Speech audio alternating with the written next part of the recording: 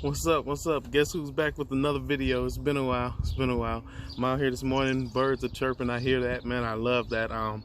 Don't ask me why I got a hoodie on. Let's just say it's laundry day.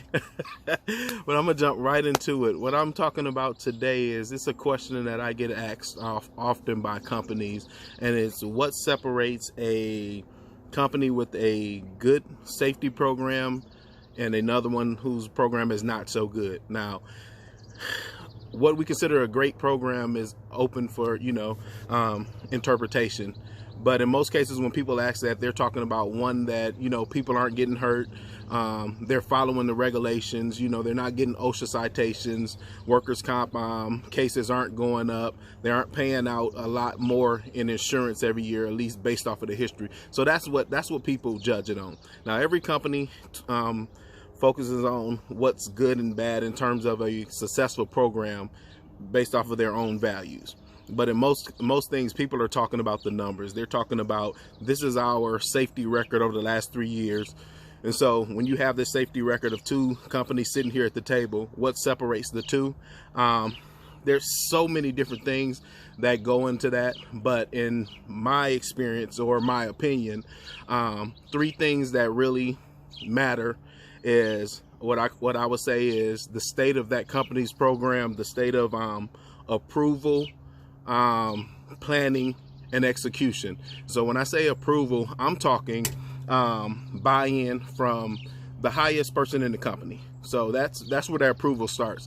Everybody below that is going to fall in a little different, but when I say approval, I'm talking buy-in from not just upper management, but senior management, the owners, the CEOs. That's where that starts. And then when that group has a heavy buy-in on safety, the next part where we talk planning, I'm talking the actual written safety program of the company.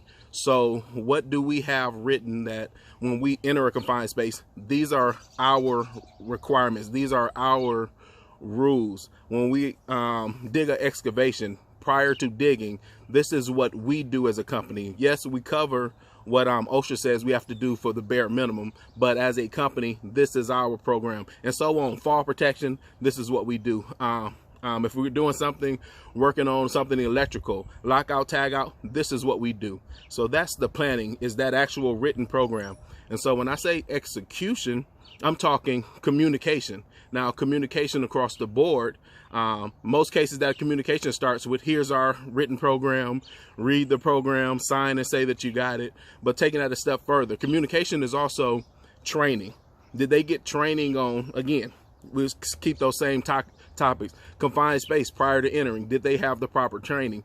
Excavation prior to digging, prior to entering, did they have the proper training?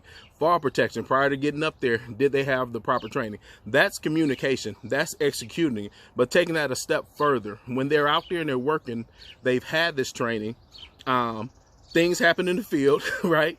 But when I see somebody doing something that's a detour from our written program, how do we handle that? And now I'm not talking write-ups, but I'm saying, is there a conversation? If I'm jumping in this excavation with no protection on it, and I'm doing it for the sake of the company, I need to knock this out. It's a quick job. I'm going in and I'm getting out. And if my supervisor is there and he sees me and doesn't say anything, that starts to become a normal habit. So that's communication. Even though nothing was said, the message was huge there. So again, when I see these companies and I see the difference between the two, it's that buy-in from the top, it's their written program, and then their ability to follow that written program. Again, just three top things that if you want to start from scratch and look at a safety program to see where you measure up, or if you want to start from scratch and develop your program, start with those three things.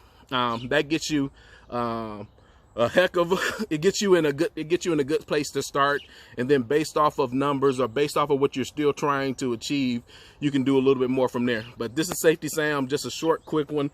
I tried to keep this quick. Forget my hoodie. I'm here anyway. See you next time. Till then, take care. All right, bye.